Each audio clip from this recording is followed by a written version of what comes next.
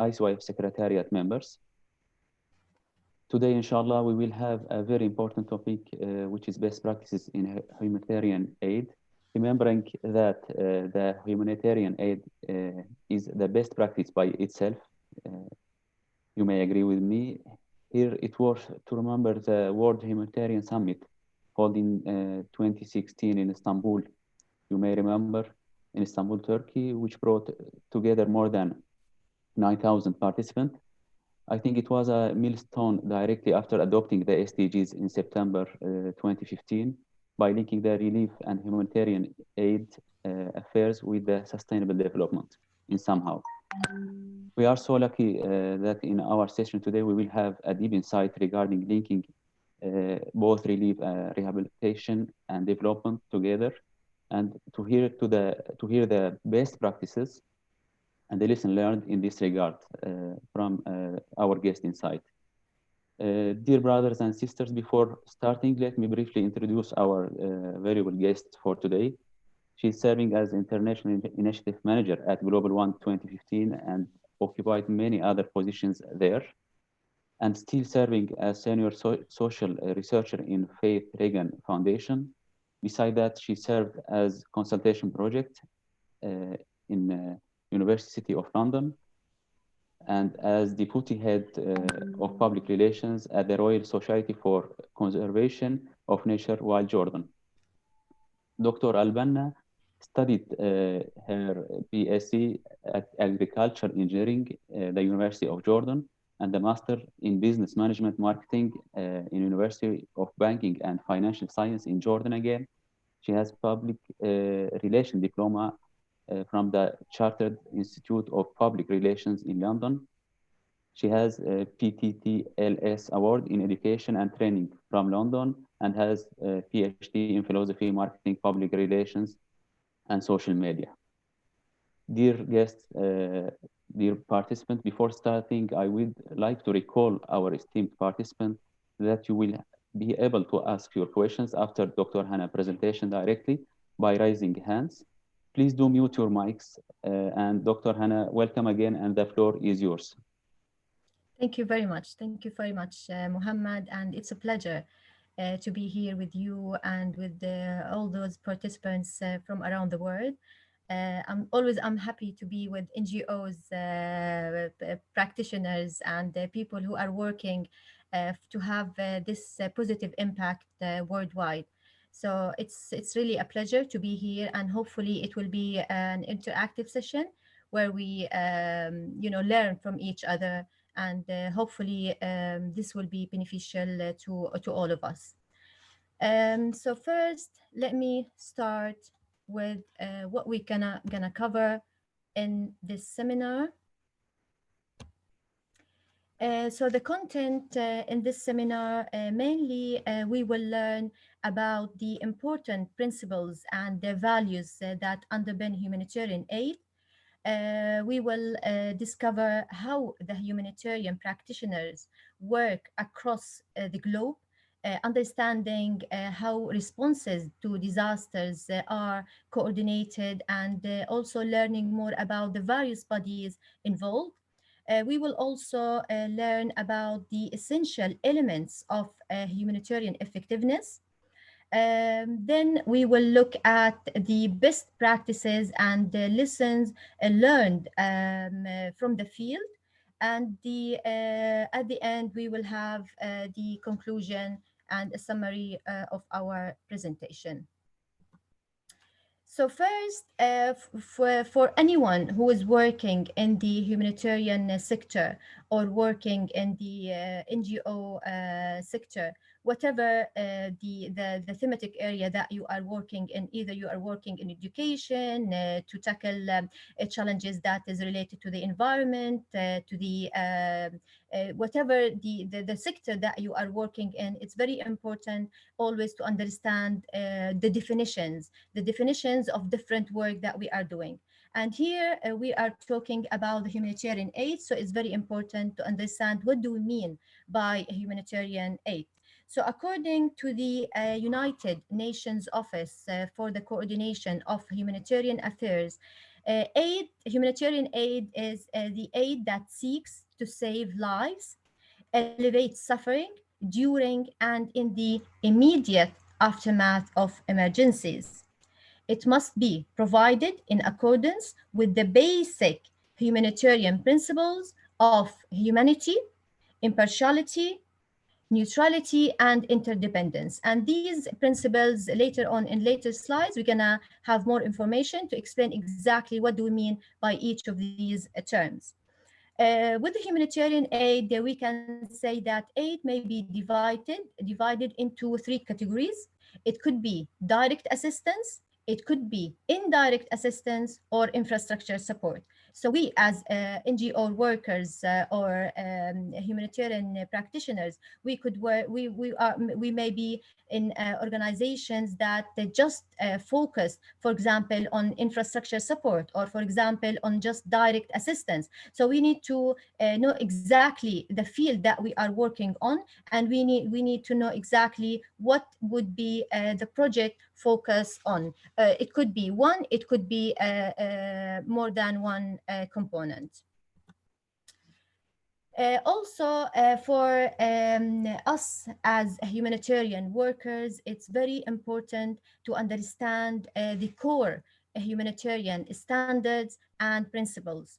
As per the UN General Assembly resolution, which was issued in December 1991, humanitarian assistance must be provided in accordance with the principles of humanity, neutrality, impartiality, and independence. And as we can see in the graph on the right hand Dr. side. Hannah, I'm sorry for interruption. Can you share the screen, please? Oh, really? Sorry, it's not there. Thank you. Sorry. Sorry again for the interruption. Yeah, no problem. Because it was there previously. Okay, let me share it again.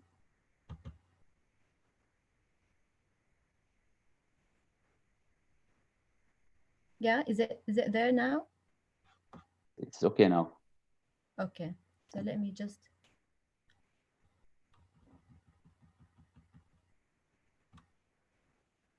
Okay, so we are here. Okay, can you see it now? Yes. Yeah.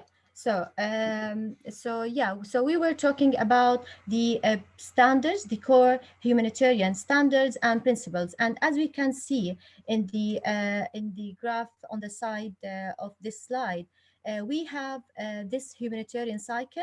If we can imagine that it's kind of cycle, and always we see the beneficiaries or communities affected by crisis at the center of the humanitarian aid.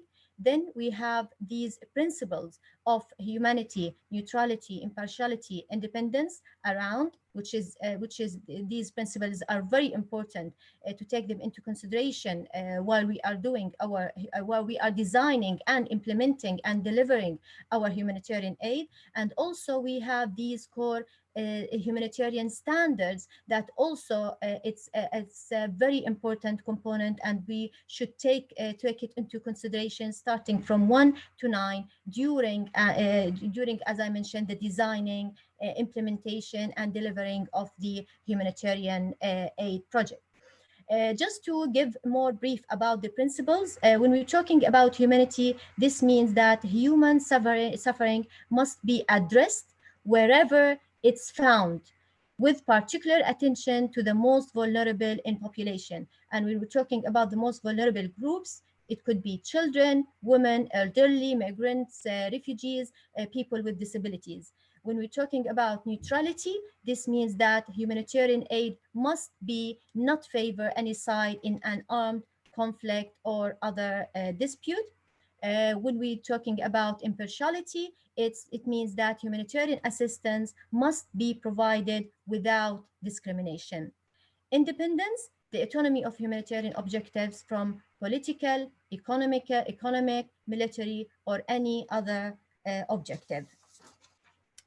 So these humanitarian principles enables us, the non-profit sector or the non-governmental organizations, to provide assistance and protection in sensitive operating environment as well as conflict situations. And because we know that when we're talking about emergencies, crises, it could be because of political situation, it could be from a disaster, whatever the situation is, we should always stick to these principles and to have them during our work. These principles also guarantee an efficient and effective humanitarian response that aims at distributing aid only as needed. So it's very important to always have them in our work. For us as humanitarian practitioners and also people working in the NGOs, it's very important for us to know or to differentiate between humanitarian aid and development aid. Sometimes we have this misconception with these terms, but it's very important to know exactly what we want to do. Is it we're gonna deliver? Is it a humanitarian aid? Is it more about development aid? This conversation, the whole conversation with differentiating between humanitarian aid and development aid, they started in 1995. The European Parliament issued a report entitled Linking Relief, Rehabilitation and Development. And I've already shared this document with you, so I hope you had the opportunity to look at it. If not, maybe later on. So this document mainly looked at aid effectiveness and the need to engage in relief efforts that reinforce development objectives. So why this report is very important and why this initiative was very important, because it highlighted the need to prepare communities to better withstand disasters and emergencies, also to bridge the crucial gaps between humanitarian and development aid, and also to recognize the need to maintain a degree of separation between the two, as each offers its own expertise and comparative advantage. So always we need to know what we are doing whenever there's a disaster or whenever there's an emergency. Here we can, as we previously mentioned, we know exactly what do we mean by humanitarian aid. If we're looking at development aid, it's more about responding to ongoing structural issues, particularly systemic poverty that may hinder economic, institutional, and social development in any given society. So it's more about ongoing work in any region, in any country, that would enhance or impact the social, the economic, the environmental situation there. And also one of the main important component when we're talking about development aid, it's about assist in building the capacity to ensure resilient communities and sustainable livelihood. This is very important whenever we do our work in the development sector, in the international development sector. We always look at building the capacity of the local communities, and also why? Because we want to ensure resilient communities and to have sustainable livelihood. If we want to have a link between those two terms, humanitarian aid versus development aid, we could say that humanitarian aid should build the proper foundation to complement the long-term development objectives. And that's why always we say whenever there is development, whenever there is humanitarian aid, there is development aid, but that it's not vice versa. It's for example, sometimes we may have development projects, but it should not, maybe it won't for crisis or emergency. It would, for example, to tackle some challenges that this community are facing. But always whenever we have humanitarian aid, we should have this development component as part of this humanitarian aid. And why? In order to sustain the livelihood and to have a sustainable long-term impact in these communities. A very short, brief, or very short differentiation between humanitarian aid and development aid. And as I mentioned, it's very important for us as humanitarian workers to know these differences. First, humanitarian aid, it's mainly delivered in disaster zones. It's mainly to respond to an incident or event and mainly focused on saving lives, while development aid, it's long term, delivered in developing countries, responds to systematic problems, and focused on economic, social, and political development. So this exactly, maybe this simple differences will let us give maybe more a clear idea about what do mean by the two terms.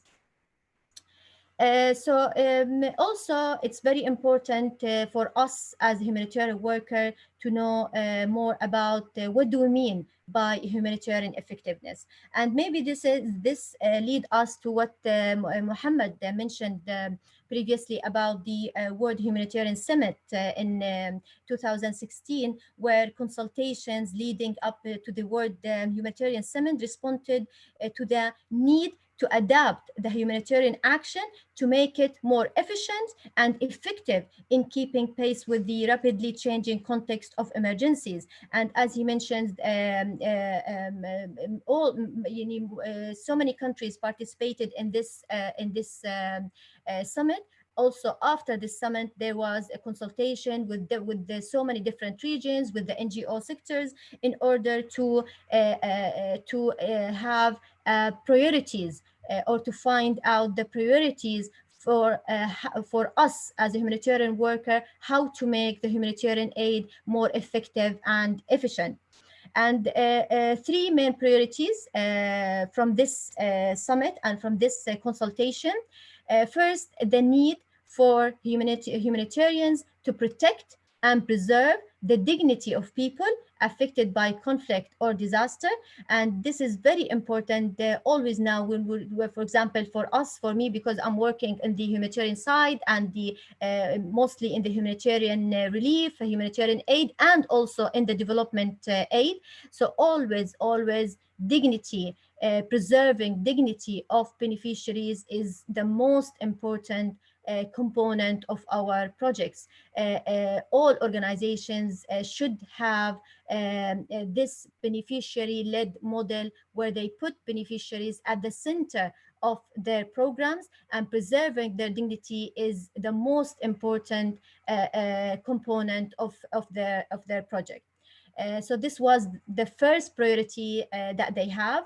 The second one is to find innovative and sustainable ways of meeting people's need. And also, as Muhammad mentioned, 2015, we started with the Millennium Development Goals ends, and then we start the Sustainable Development Goals. So it's all the conversation about the sustainability and how we make sure that all our projects are sustainable, and to also to have these sustainable development goals within our projects. So also here they highlighted that always we have to have innovative solutions. So it's not about just delivering aid, it's about also integrating technology and solutions into our work wherever we can. In order, of course, to meet our objectives, which is and to meet the people's or the beneficiaries' needs. The third priority, which is also a very important point, and all the humanitarian summits, all humanitarian meetings. Now we are attending, all over the world conferences that are covering the humanitarian.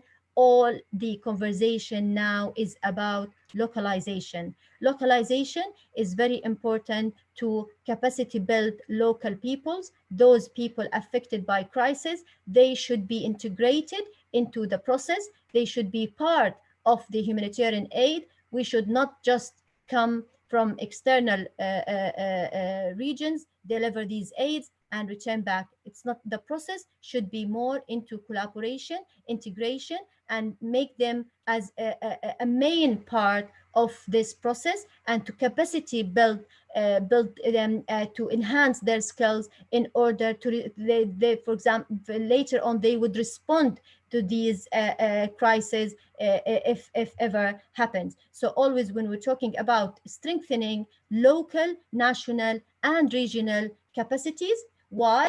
Why it's important to prevent, manage, and respond to crisis. Because here we're talking about sustainable.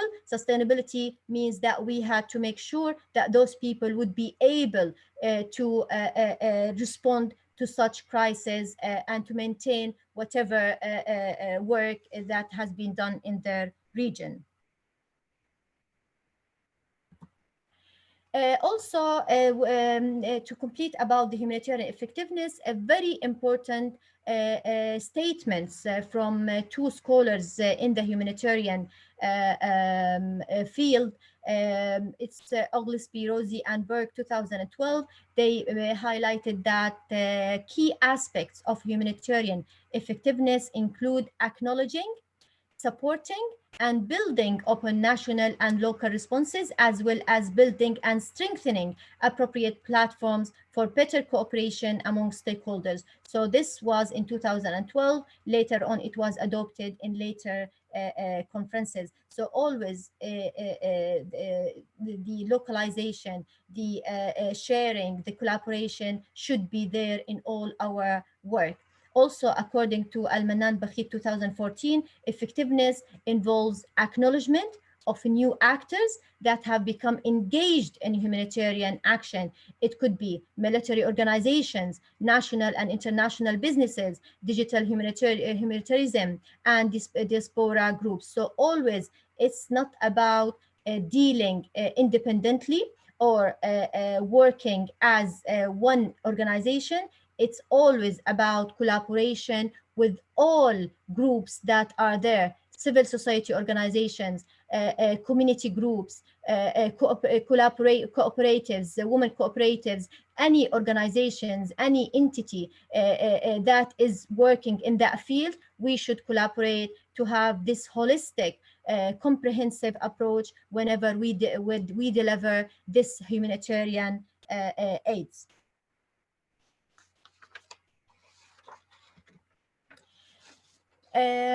Now, all the things that I've mentioned, and always, I thought it's good to see these practices, or to learn from different organizations working in the field. But as I mentioned before, always it's very important to know the principles, to know the values, to know the standards, so we can, for us to make sure we implement it. Yes, we can look at best practices in different regions, in different UN bodies, but sometimes we may, for example, not understand a very simple aspect unless we really know these aspects and know these terms. It would be hard for us to implement it in our work, even if we look at the best practices worldwide. That's why it's very important for us as NGOs workers to look at these terms that I've mentioned, to look at the definitions, to understand exactly what type of work we are doing and how we can include these principles in our work. So the first example that I will highlight today is the UNICEF Myanmar's response following Cyclone Nargis.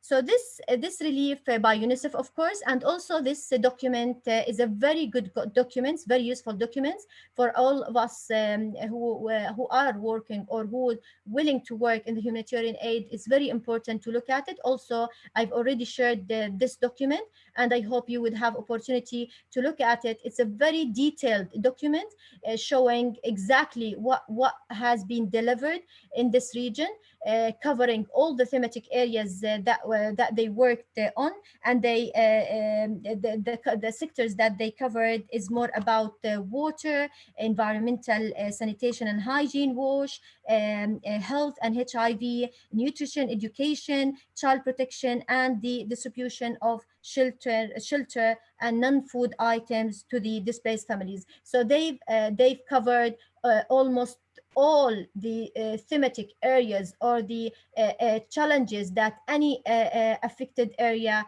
would suffer from.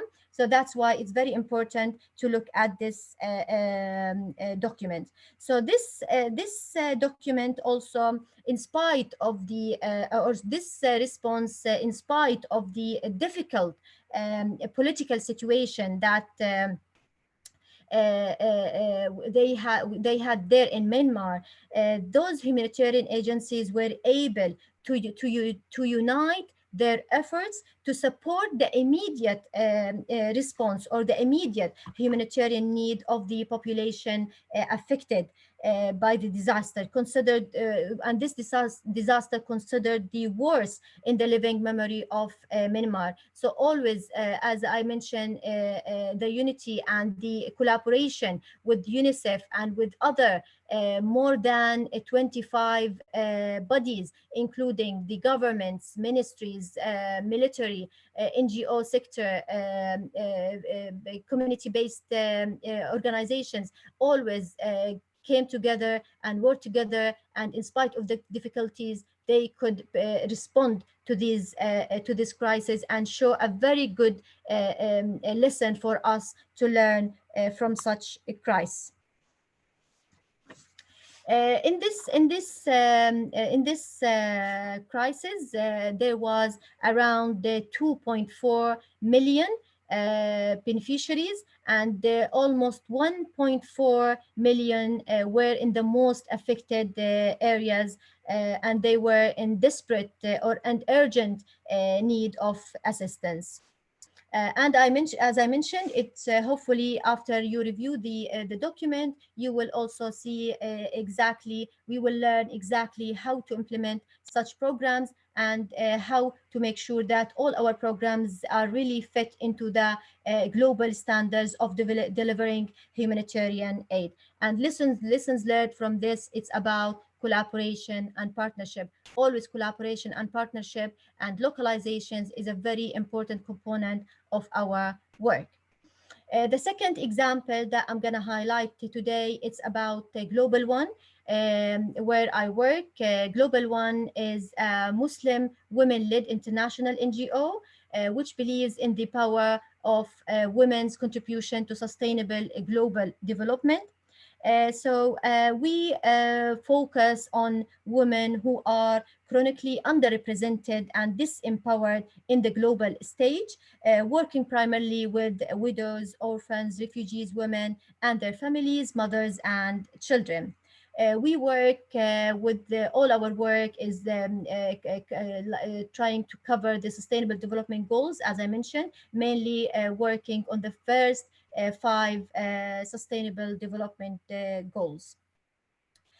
Our organizational model is about building the capacity of local communities. And as I mentioned, because we are working both in the humanitarian aid and the development aid, so also it's very good for other organizations, other NGOs from the participants here to know exactly the models that we are implementing or having in our work. Our organizational model is always to build the capacity of our local offices and the local and our partners. This is the most important thing. The program model is more about beneficiary-led approach, ensuring contextualization of each community, region, and country. program design that accommodate cultural and faith sensitivities and environmental sustainability. And this is very important always, whenever. And later on, maybe I will show you through the humanitarian aid projects that we delivered, how we made sure that always we have these principles in our work, how we always design programs that accommodate cultural and faith sensitivities, especially that we are working with faith communities. Also, the third model that we have is our partnership model. Partnership model, it's about always building strong relationships with partners who share our values, to capacity build those partners, capacity build of smaller partners, creating consortia, recognizing that through each other's expertise and strengths, we can deliver better interventions which put the beneficiaries at the heart of the program. So it's always about, as I mentioned before, working together to strengthen our work, and this will make sure to have or to deliver better intervention that always achieve what we want from this program.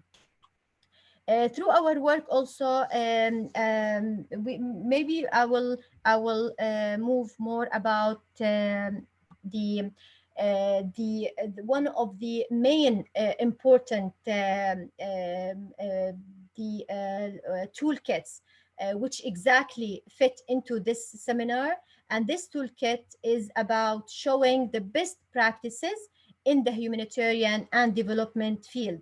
And this toolkit was launched in 2018 in cooperation with the United Nations Office for South-South Cooperation. Also, I've submit a copy of this toolkit. Hopefully it will be beneficial for you all.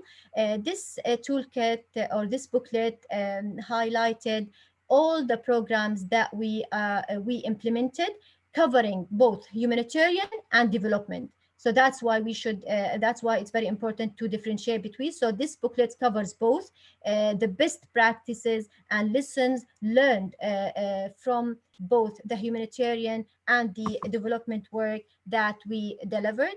In later slides, I will just highlight a few projects that mainly covered the humanitarian side. So this, as I mentioned, is a faith-based advances in developmental, humanitarian, and environmental spheres, and it was in 2019.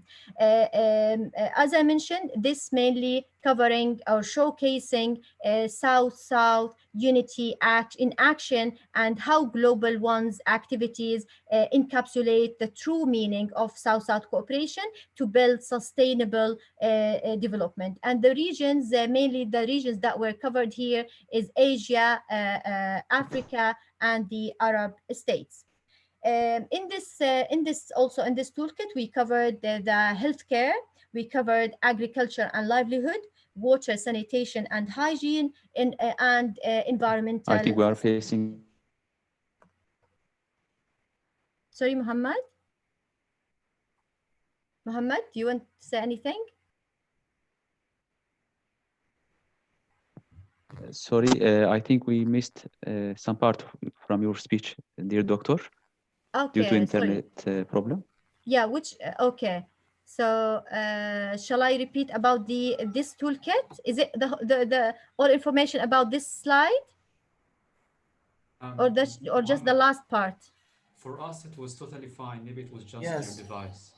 Yes, I No, think it's okay. It's okay now. No Okay. need to repeat. It was totally fine. So just carry on. Thank you. Okay. So shall I complete? Yes, please, doctor. Yeah, okay. Now it's fine.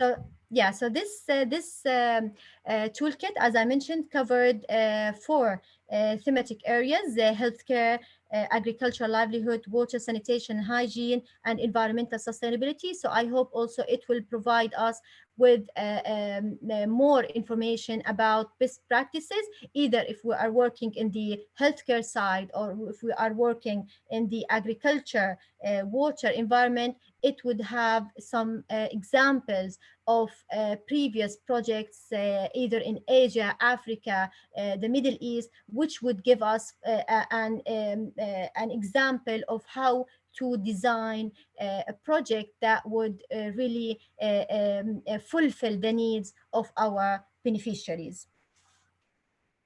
And as I mentioned, this was launched in 2019 with the support of the United Nations Office of South-South for South-South Cooperation. So from this toolkit, I've choose just 3 or 4 projects, and the first one is Dignity Kit for Syrian and Rohingya refugees, for Syrian in Lebanon and Jordan, and for the Rohingya refugees in Bangladesh, Cox's Bazar. The global one, understand for the first start. Let's start with the Dignity Kit. So in crisis situation, always, whenever we have crisis anywhere, as I mentioned, if it's a political crisis, if it's a natural crisis, whatever the emergency is, always the need for clean water, shelter, food, and security must be given all the time priority. And feminine hygiene is largely overlooked. And this is, we as a humanitarian worker, we know that this is a fact. A lack of feminine hygiene products forces women to use unsafe materials, leading to infection and disease, which can even prevent young girls from attending schools as well. So as part of our effort to support and restore dignity, because always, as I mentioned before, preserving dignity is the most important principle whenever we are delivering humanitarian aid, and we should always look at the different vulnerable groups. We're not just looking at them from one eye. It's more about looking at those different groups and trying to fulfill the need of those different groups. Either we're talking about women, they have different needs than, for example, children, than elderly people, than people with disabilities. So always, whenever we have from our project, from us as a global one, and also from all humanitarian and UN bodies, always the main principle is to look at those vulnerable groups. So from this project, we try to identify what is the gap in the humanitarian field and try to fulfill this gap. Because previously, as I mentioned, it's not about one organization which are delivering the whole thing. It's about specialization. It's about each organization focus on one aspect, and we all together work together to make sure that we deliver whatever those people need. So ALAC, as I mentioned, as part of our effort to support and restore dignity to women in these areas, in Cox's Bazar and in the refugees camps in Jordan and Lebanon, we launched the Dignity Kit project. To women living in difficult conditions and in crisis affected areas. And these kits include or consist of everything that is needed by a woman to be able to healthily and safely manage her period in a sanitary, hygienic, and dignified manner, thereby moving her physical and emotional, improving her physical and emotional well-being. And this development of this dignity project was mainly grew out of our research that were conducted in Lebanon, where we interviewed the 800 Syrian refugees women in Lebanon in order to understand exactly what is the need there and what is the gaps in the humanitarian field. And this project was came up from the recommendation of this research. And all the this research was launched in 2017 in the House of Commons in UK, and we shared the recommendations to all decision makers from NGOs, international NGOs, for the government, either local government or the international government, and decision makers who are working in the humanitarian and specifically the refugees field. So this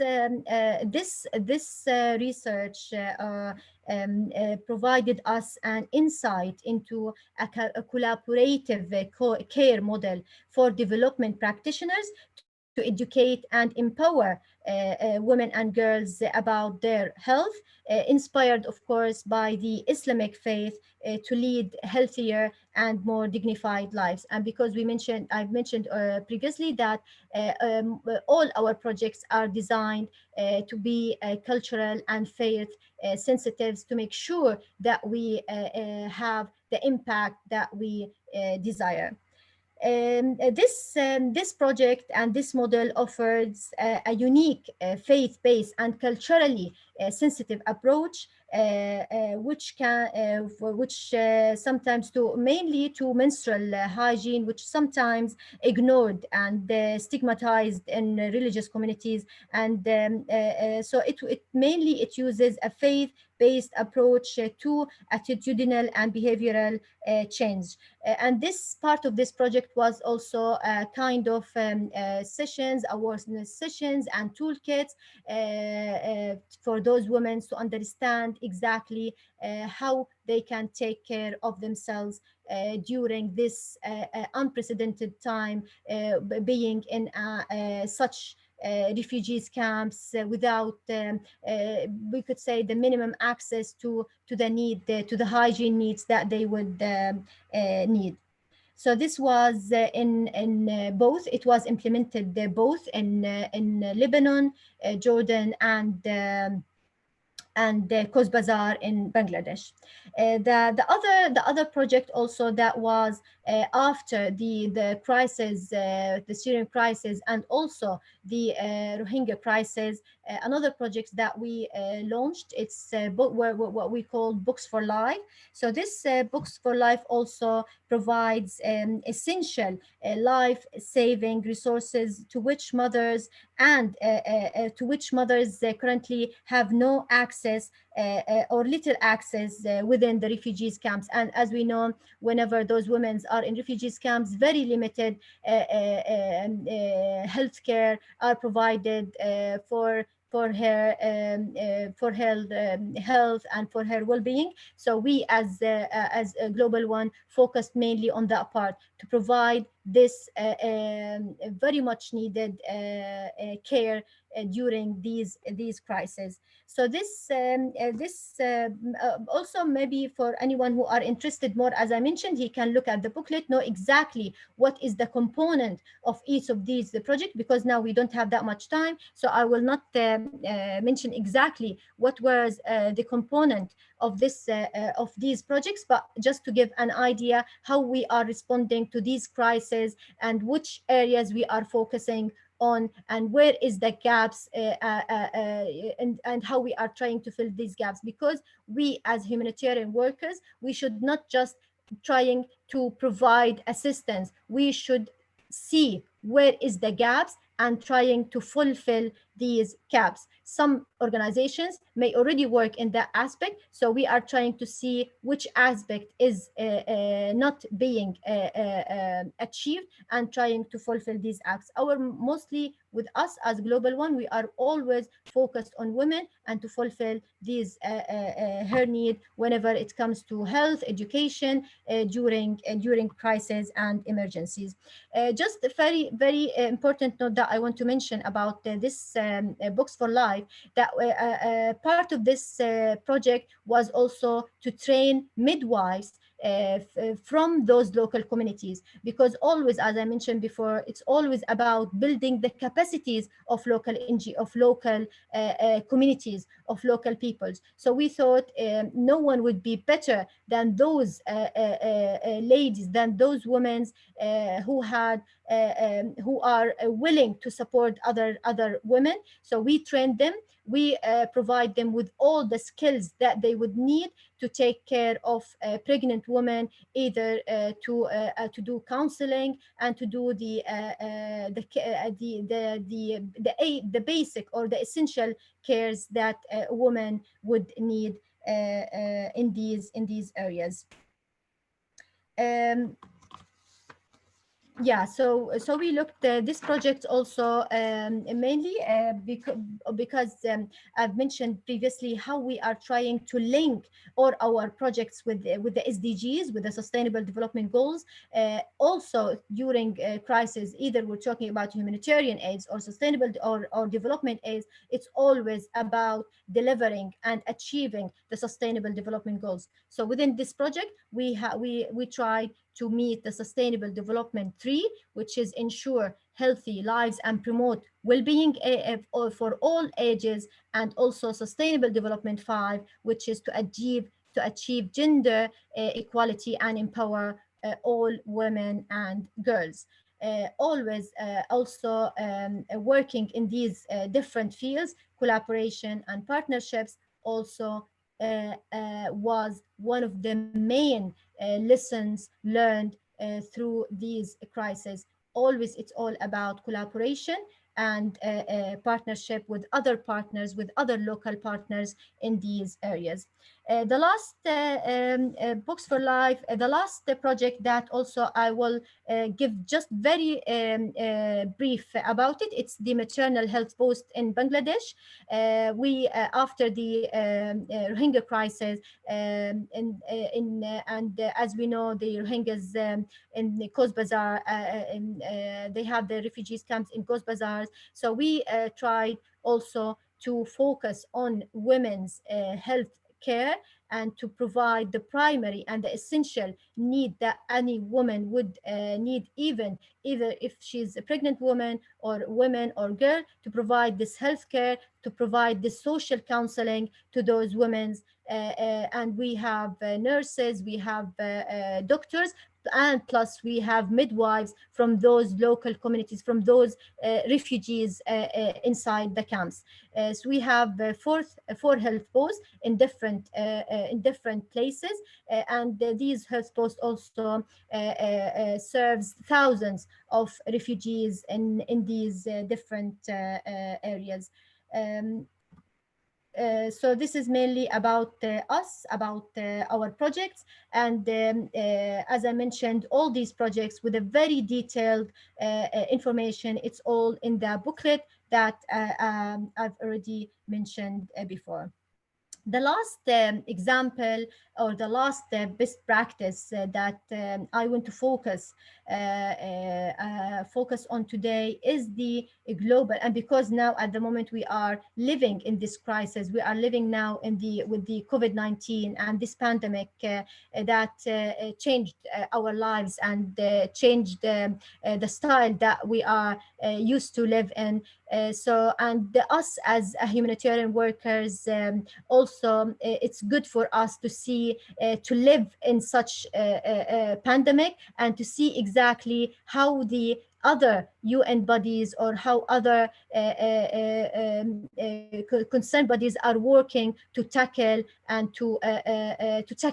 this challenge or this crisis. So that's why I thought it's a very good example also to mention it, or to highlight it in our seminar today.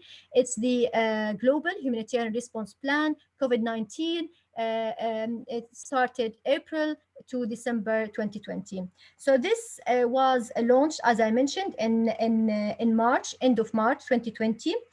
This Global Humanitarian Response Plan is an interagency standing committee initiative to address the risks and impact of the COVID-19 pandemic on the most vulnerable people in countries affected by humanitarian crisis or at high risk of facing a humanitarian crisis. So it covers both sides. This document was aggregated from different UN bodies, more than 10 UN bodies, and also it complements each other plans, such as those developed by the international other agencies, and also it has inputs from NGOs, INGOs, and consortia, and many national and country level plans. For also resources has been identified have been identified here at the country level, reflecting needs, operational environment, and links with other country specific activities and plan. So this is a very informative plan for us as a humanitarian worker to look at and to see exactly what was the plan, what has been delivered up to now. And also it's very good thing to mention that this plan is continuously updating. So this was lastly updated in May. This is the last version, but in June also there would be another update. So it's very good also to keep track of these updated versions and to see how is the work is going whenever we are talking about a crisis. And that's why I thought it's very good example, because we are living in this crisis at the moment. With this crisis, or with this response plan, it has three priorities. The priorities is to contain the spread of the COVID-19. It has to also to decrease the deterioration of human assets and rights, social cohesion and livelihood. And number three, to protect, assist, and advocate for refugees, internally displaced people, migrants, and host communities, particularly vulnerable to the pandemic. And as we can see here on the right hand side, key achievements that was that were done at the until May. And these covering mainly six thematic areas, which is health, water, sanitation, and hygiene, food and agriculture, logistics, education, and protection. So, because we don't have that much time, I'm not gonna go through each thematic area of those, but it's very good, as I mentioned, to return back to this document and to see exactly the work that has been done until now that aim to tackle or to respond to this pandemic that we are having at the moment. The last session, or the last thing that I would like to highlight here, because as I mentioned, most of our participants here are from the NGO sector. So we at Global One, and in collaboration with the United Nations Office for South-South Cooperation, understand that always NGOs and CSOs have a huge and crucial role in the development side and in the humanitarian side.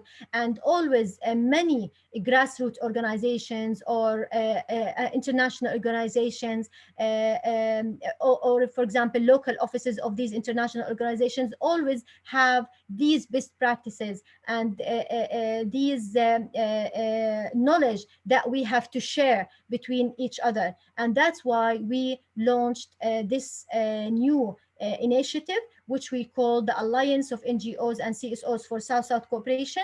And this is a kind of umbrella that would gather all NGOs in the Global South under one umbrella, in order to enhance knowledge sharing, to share best practices between each other, and to build the capacity of those NGOs, and to have that space where we provide opportunity for networking and collaboration. So also this is a very important platform to be in this to register. It's to register in such initiatives. As I mentioned, always with our work in the NGO sector is about having a place where we gather together, share experiences, share knowledge, learn from each other.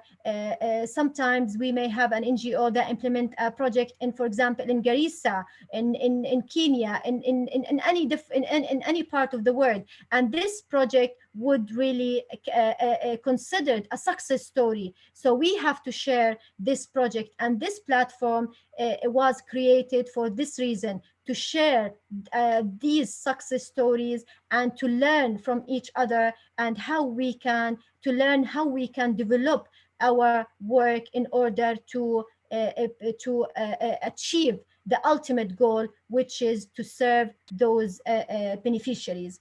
So this network, as I mentioned, is the International Network for NGOs and CSOs, working, as I mentioned, with the United Nations Office, and I've already mentioned why it's there. So I really encourage all of you to check the website, to see more, learn more about what is it exactly, and to be part of our network. So this is for the alliance. At the end, it's maybe just a few lessons or a few notes to summarize my seminar today.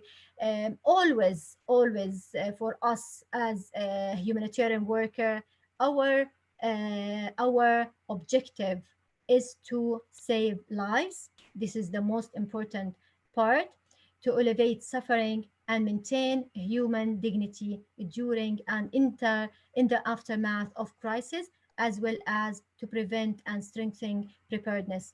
This is the definition of the humanitarian aid, but this should be our goal. This should be the ultimate goal of all our humanitarian aid projects. As I mentioned, wherever, if we are working in the education side, if we are dealing with the health side, wherever the challenge that we are tackling, always we should have this objectives part of our as a main ultimate goal of our projects. The second thing, always our work is about partnerships. Partnerships is the most important thing to have it into consideration whenever we are dealing with crisis, whenever we are delivering a humanitarian response or preparing or designing our plan. Always to have these partnerships with different local partners, international partners, because we can't work alone. We have to work always together.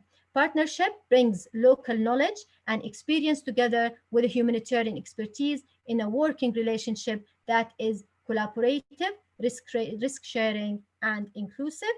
The last thing, and this is really a very important component and a very important term to have it in our mind always whenever we are working in the humanitarian and development sector, is the localization. Localization is about building the capacity of local communities.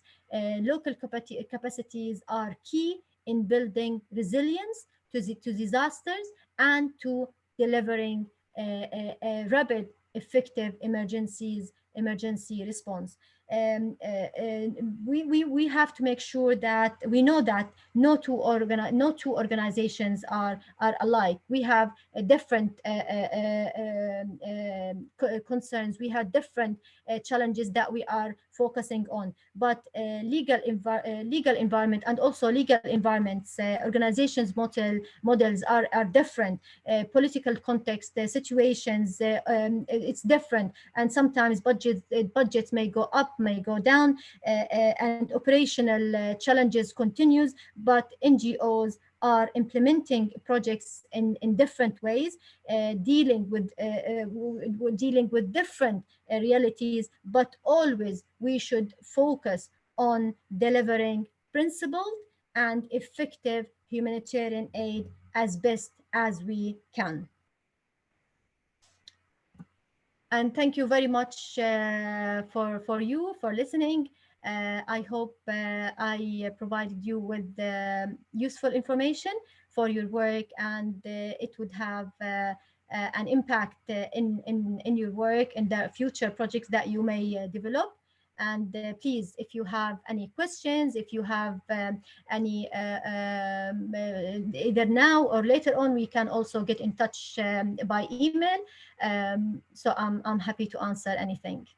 Thank you very much, Dr. Hana, for your fruitful presentation.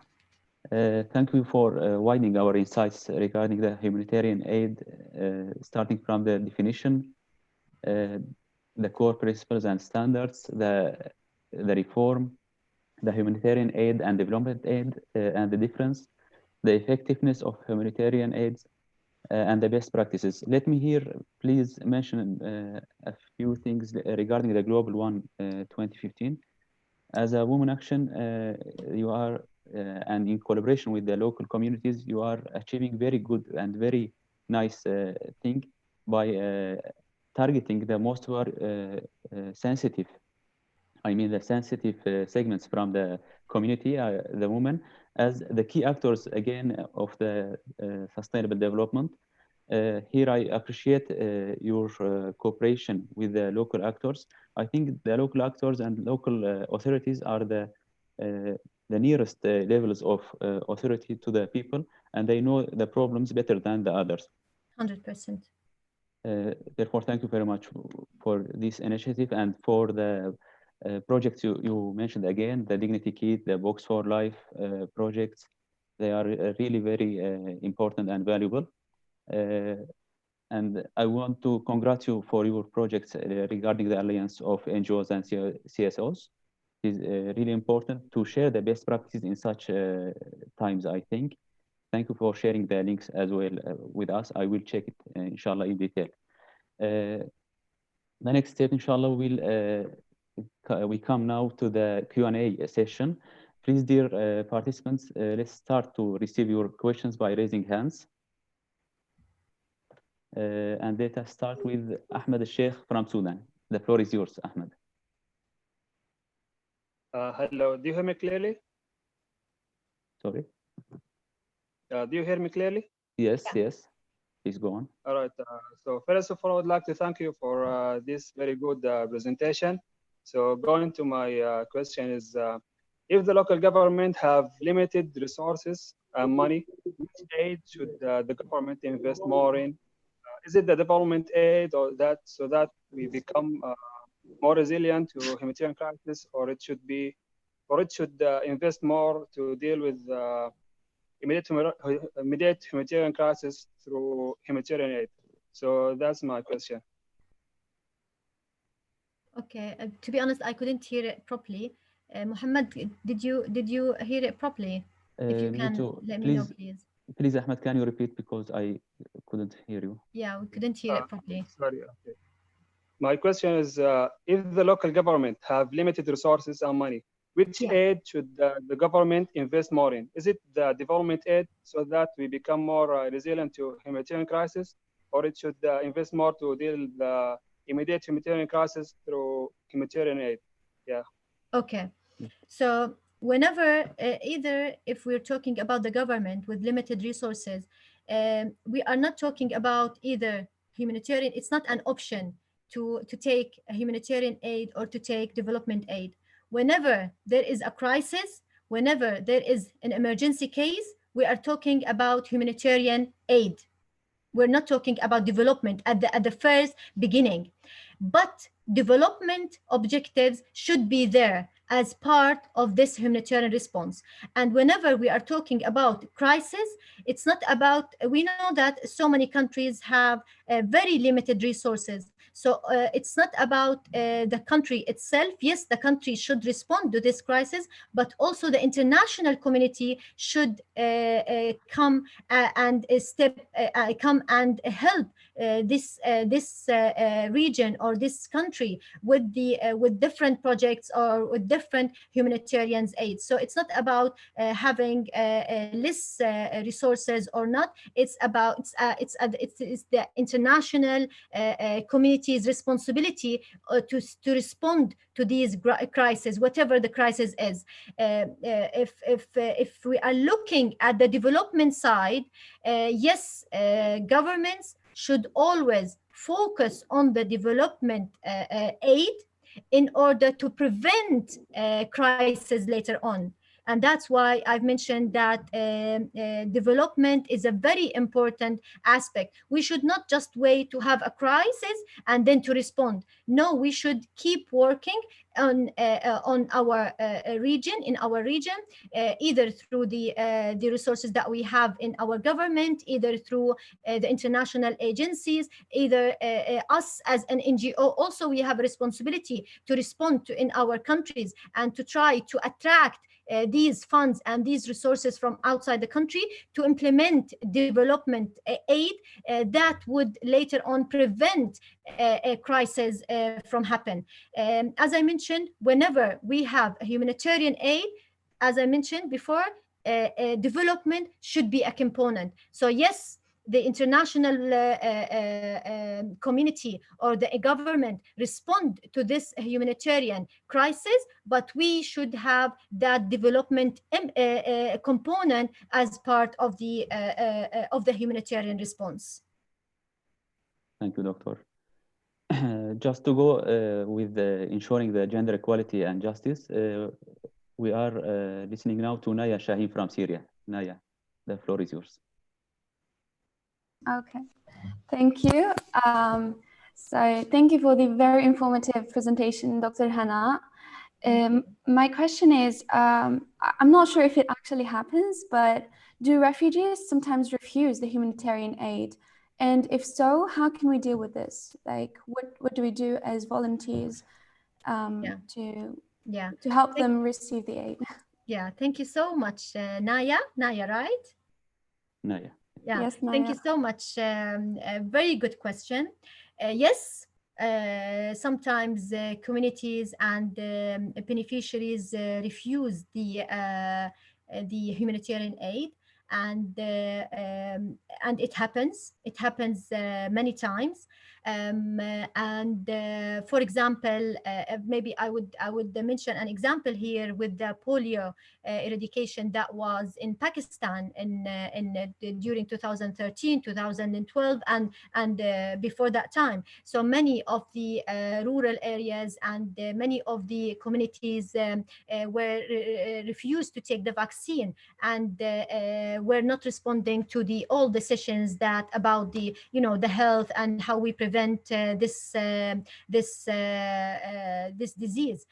So later on, what we, for example, what that was mentioned, that we should, whenever we as international agency or whenever we as international NGO, always we should partner with local NGOs, with local partners, with community leaders. If we're talking about conservative communities, we should partner with faith leaders from these communities to have them on board, to be our voice. For example, in our project for the polio eradication in Pakistan in 2015, faith leaders were one of the main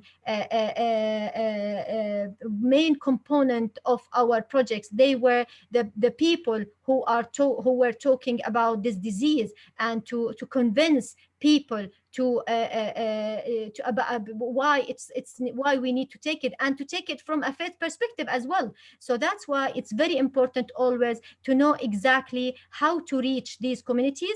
And yes, a lot of these communities, I'm not talking about it's not about one religion or another. It's about different people with different backgrounds, with different cultures, beliefs, and values. So sometimes we as NGO, as INGO, maybe we don't do our work properly from the beginning to understand the situation there. So maybe sometimes we may have these difficulties in implementing our work. So that's why always it's very important to partner with local people, with local NGOs, to understand the situation better, to have these brainstorming sessions between us and them, to know exactly what is the problem, how we can tackle. Because, for example, if I'm talking about our organization or different organizations, for example, we came from whatever country is, but we are not living there in the region. If we're talking about a specific country or specific village in any region, we are not living there, so we don't know exactly what is the culture or what is the situation there, and sometimes we don't know how to change these behaviors,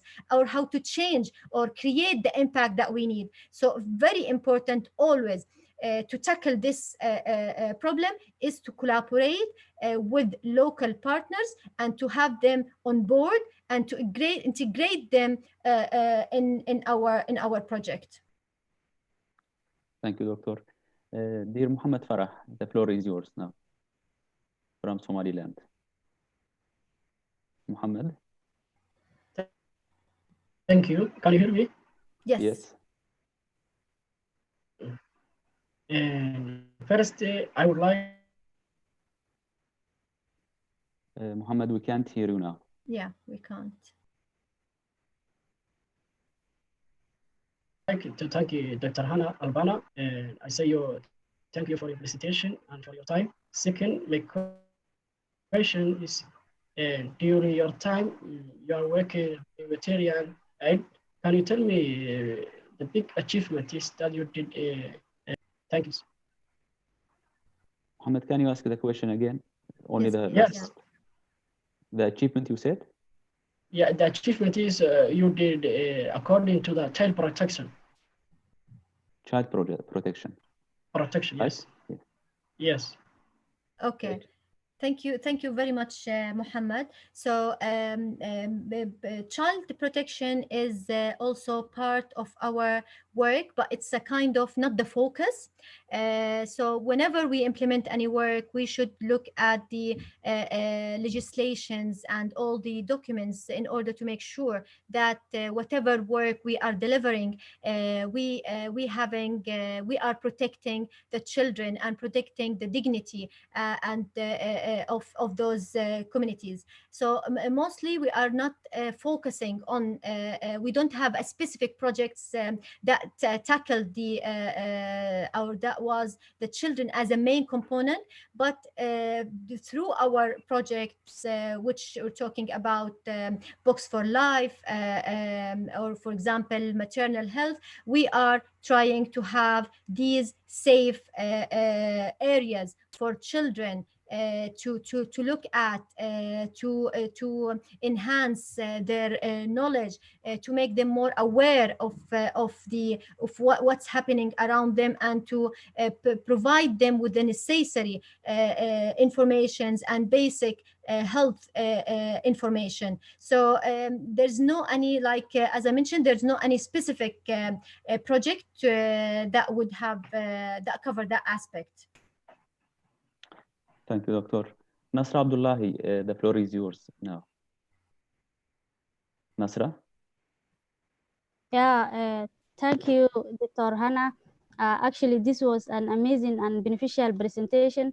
My question is, thank you, Hannah. Yeah, Thank you. Yeah, my question is, in my country here in Somalia, there are humanitarian crises, especially floods in every rainy season.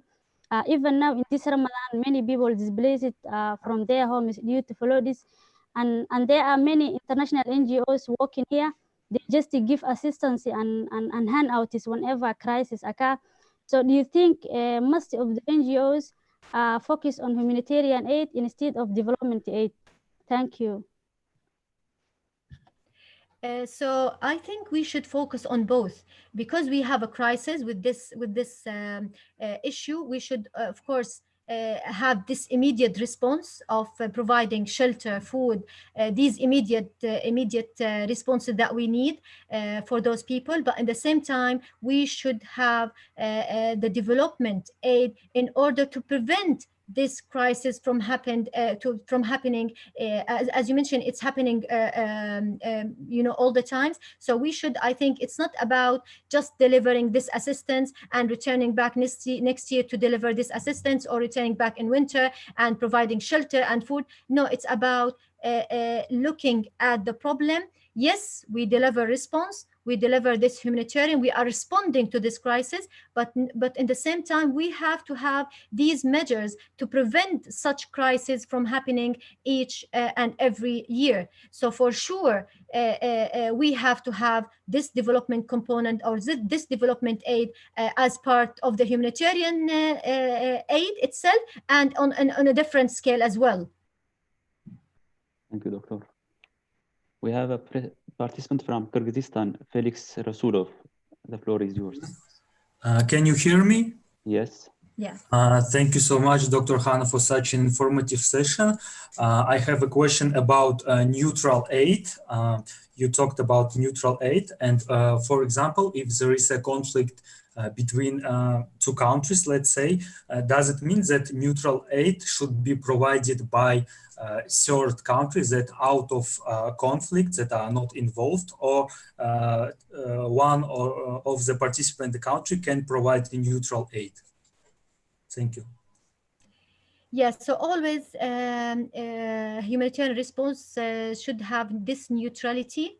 We should not be in favor of any region or any group. Yes, if there's a conflict between two countries, we should be, as I mentioned, we should to be neutral, to deliver aids in both countries, and to have no favor of any groups, even in the same country. Sometimes in the same country we have different groups, but we as humanitarian aid should put all our whatever our beliefs is, whatever our background is, we should all put it on aside, and we to deliver these humanitarian aid to humans. We are always mentioning that it's about humanity. It's about serving the humanity. Thank you. Thank you, Doctor. Willie Andelson from Cameroon. The floor is yours. Willie? Hello? Hello? Yes, we are hearing you. Okay, thank you very much. I'll first of all start by thanking Doctor for the wonderful presentation. I really appreciated it. Now, my question has to do with the umbrella organization she talked about. I wish to know if there are some criteria that are needed for an organization or association to partner with them. That's the first question. Excuse Then me, can you repeat, because I couldn't hear anything. I'm not sure is Muhammad is Yes, I get the notes, but question. I couldn't hear anything. He asked about the umbrella organization, the alliance, he means. Okay, the alliance, yes. Yes. Is there any criteria to join this alliance? No, there's no For any the NGO? criteria. It's about any organization, any civil society organizations which are working in the global south can be member. It's free of charge. It's about just having this platform to gather all these platforms together in a place where we share knowledge, where we share expertise, and I mentioned to have this opportunity for networking. And maybe Muhammad mentioned about the project that we have with the University College London, and at the moment we are working on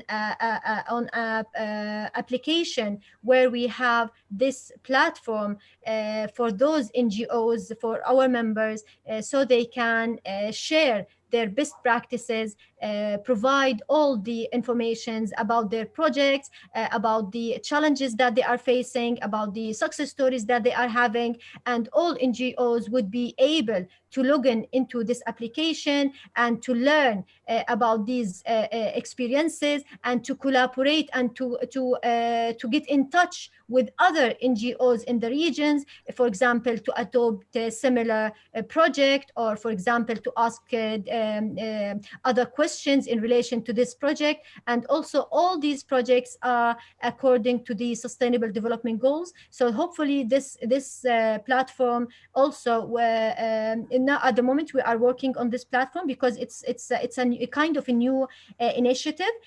So hopefully by end of this year we may have this platform. At the moment, as I mentioned, we have our members. We are providing regular webinars to covering all topics related to the NGO sector, but at the same time doing mentoring programs and collaborating and creating this collaboration opportunities between our members. But later on also we will have this online application to have all the success stories documented there. So please, I encourage you or any other NGO to be part of this alliance.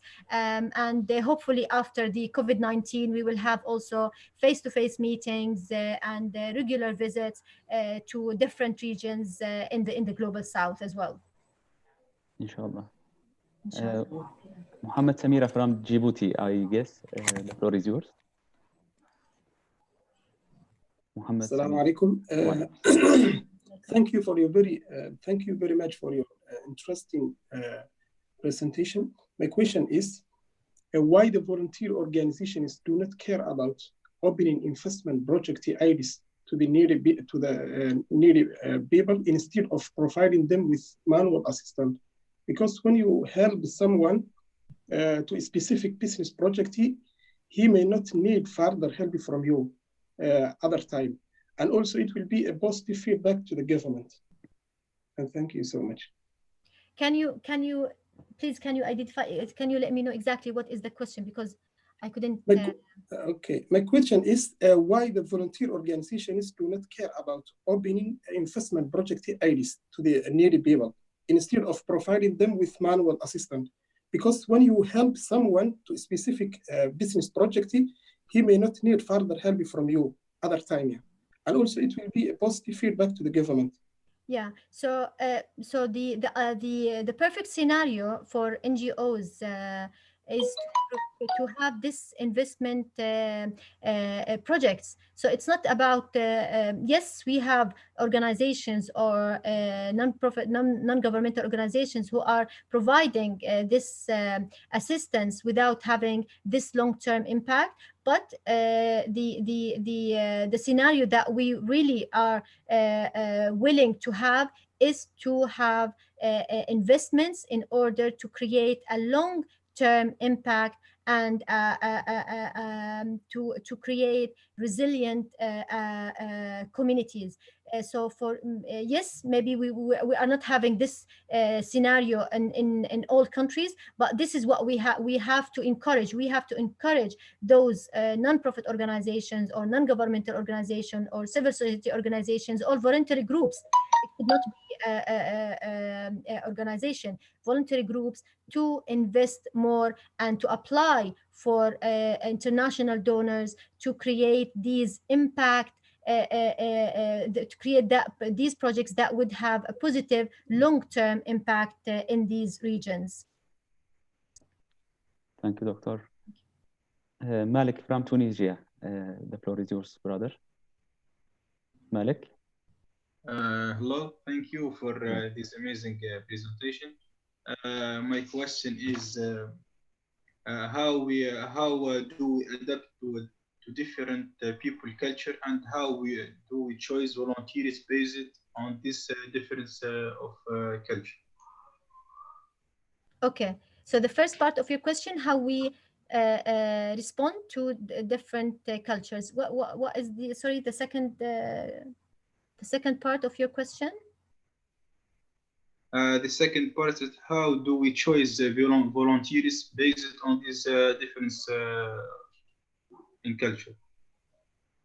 Okay, so as I mentioned, we as humanitarian workers are working with different communities, and we should understand that each and single community has their own cultures, has their own beliefs, has their own things that we should respect. This is you know, like a principle that we have to have in all our work. Always, as I said, by partnering with local partners, we would have a better idea.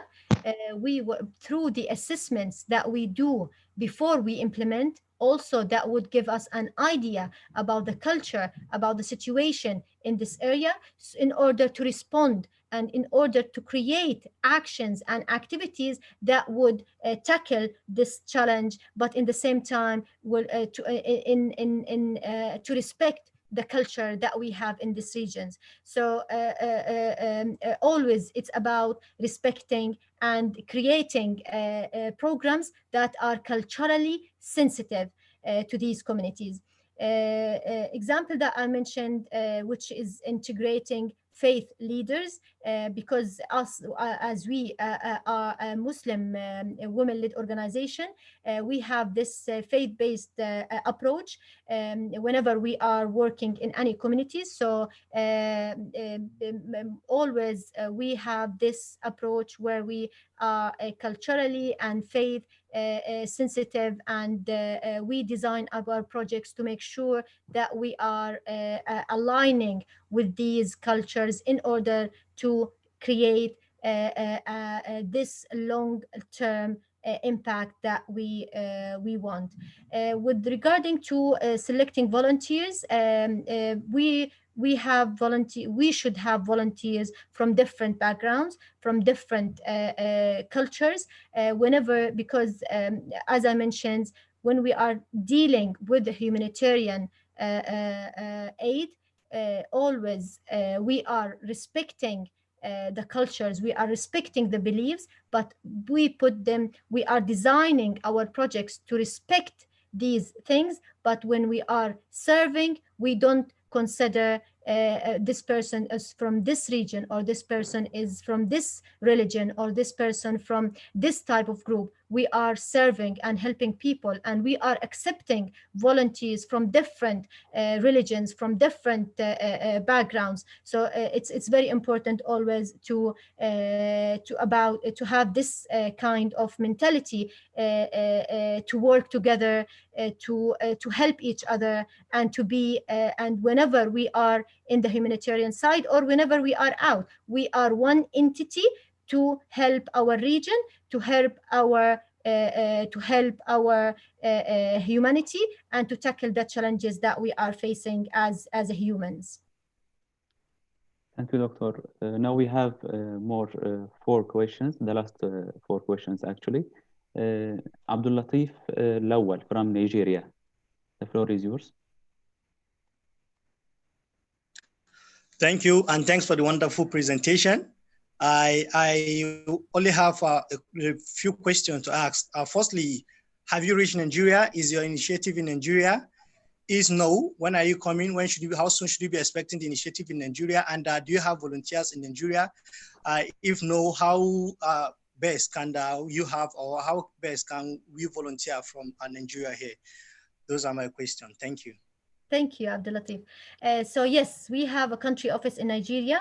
We have 3 country offices: Kenya, Nigeria, and Bangladesh. And at the moment, we are opening our Middle East office in Jordan.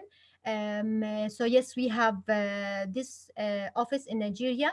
And we implemented so many projects in Nigeria, mostly with organic farming. Mostly it was development aids. So yeah, focusing on the development aid in relation to agriculture, livelihood, and healthcare. We have also a very big projects in the health sector. So yes, we have a country office there. If you would like, for sure, on our website, you can find all the information about the country's offices. You can get in touch with the country manager.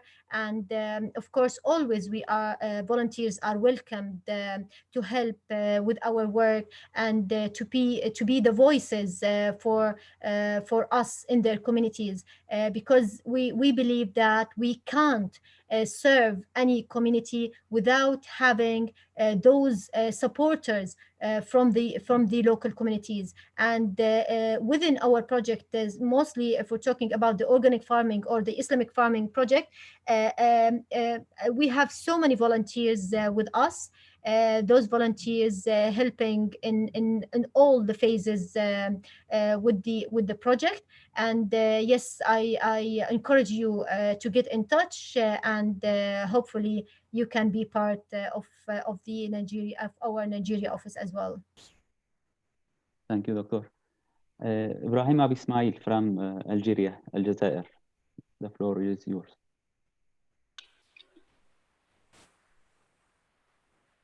Ibrahim. Hello, everyone. Hello. First of all, thank you so much for your wonderful presentation. So my question is that some people tend to say that for NGOs, they have that special tendency that they don't believe them. They tend to say that they have, let's say, some special agendas that they do not adhere to public people. I actually relate this to one of the participants, what they have said, that when delivering some help in crisis, for people who are in middle of crisis, they tend to refuse these helps. My question is that why don't they trust such NGOs? And how could they convince them with the work that they actually do? Thank you so much. Thank you. So trust is the most important factor in the humanitarian sector. Building this trust with the local communities is the basic of our humanitarian work. It's not about just building; it's about also maintaining this trust.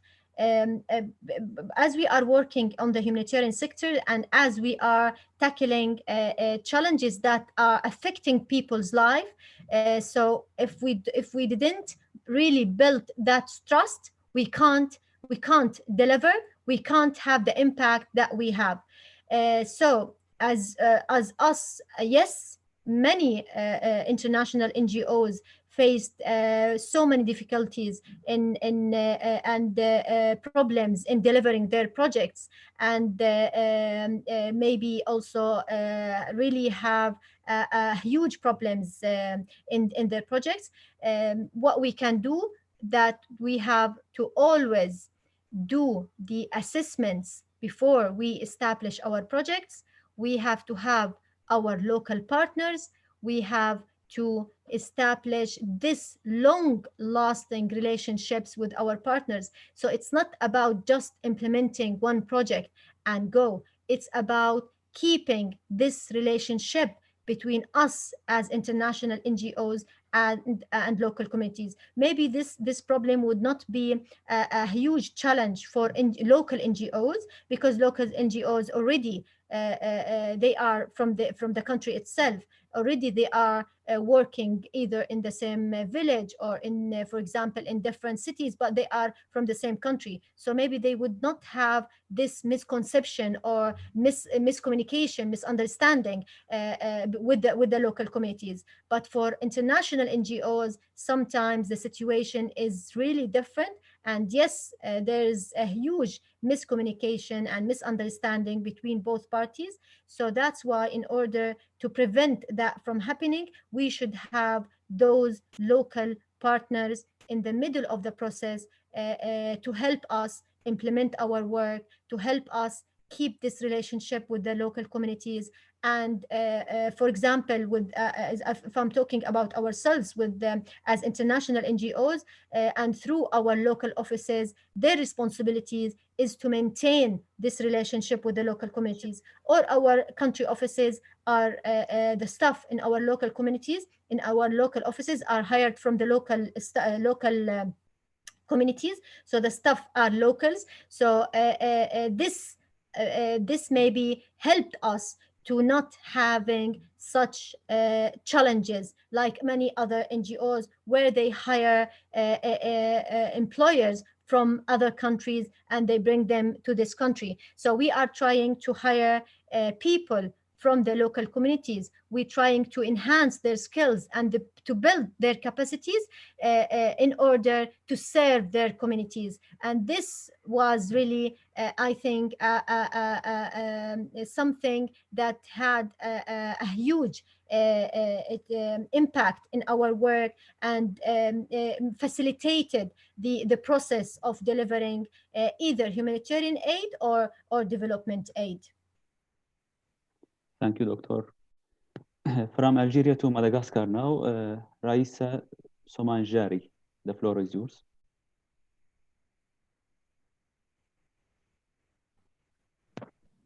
Can you unmute your mic, Raisa? We can't hear you.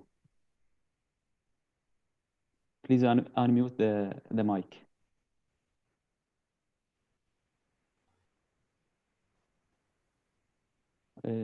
If you want, you can type your question in the chat box as well.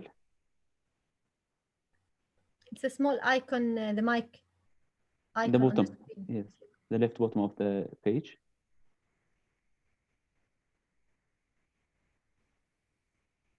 Sorry, we can't hear you, Raisa. Can you type your question? I think you did. Can you, if you want to, you can type.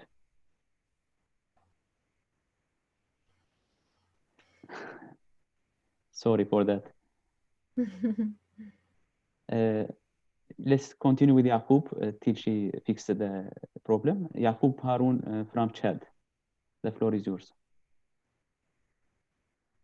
Hello, everyone. Thank you, Dr. Hannah, for your wonderful presentation.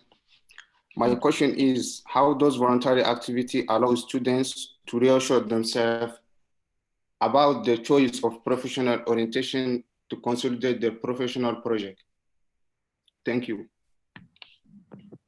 Is it possible to repeat it, please? How volunteerism? How does voluntary activity allow students to reassure themselves about the choice of professional orientation to consolidate their professional project? Thank you. So to be a volunteer is a very important aspect, and it would for sure enhance your skills and provide you maybe with a clear direction on where exactly you want to proceed with your career. So dealing with or being a volunteer is a very important for us as humanitarian workers. For us, maybe some of you are like fresh graduates or still at university. So being a volunteer is very important part for your work, and to have this practical skills from the ground and to see exactly how the work is being done from other international NGOs, and this later on for sure would enhance your skills as a local NGO. Either you are at the currently working in a local NGO, or later on you are thinking of being involved in their work. So being a volunteer is the starting point to be in this humanitarian sector. Thank you, Doctor. While Raisa is typing her questions, Karim Kapari from Egypt. Karim, the floor is yours. Thank you. Assalamu alaikum. Wa alaikum salam. As you mentioned, that we need to find a new approach so we can make sure that to find any missing space to fill it. But sometimes when you find an NGO that working without the quality that we see that much better for the community, we can try to get an idea with the same goal so we can work with a better quality. So do you advise trying to push in the same goal with a better quality, or try to find a new area which is really need work, or is really missing, so we can work on? Because some NGOs or some projects refuses for collaboration, or refuses to work with any other projects or NGOs. So at this time, do we have to get another idea or the same idea with a different quality to make sure that everyone is receiving this aid with the quality we aspire, or it's better to find a missing area so we can make sure that everyone is getting the need they deserve? Yeah. So I can't say that we have to choose one and neglect the other side. I think that we as NGOs should look and find the gaps and trying to fill these gaps. This is 100%. We should do it. But in the same time, we are to try to fill these gaps in an innovative and quality approaches. So I can't, because there's a huge need. I can't just say no. Let me focus on previous approaches or quality approaches, and just to implement these projects, and forget that there is a gap there and nobody is filling this gap. I think it's very important to look at the gaps that is already there in the humanitarian field and during the responses, and trying to respond to these gaps. This is 100% we should do.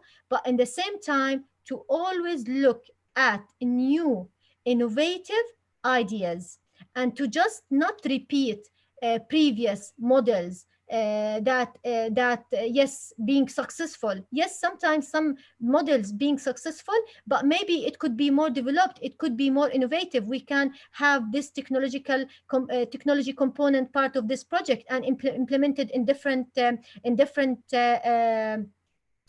way. So it's not just always to try to replicate what's been done in the humanitarian side. No, we have to look at previous models, try to learn from these models, but in the same times, because as we know, situations is different. Every time, every time there's new challenges, there's new political challenges, social challenges, environmental challenges. So we can't say that this model would fit in, for example, after 10 years.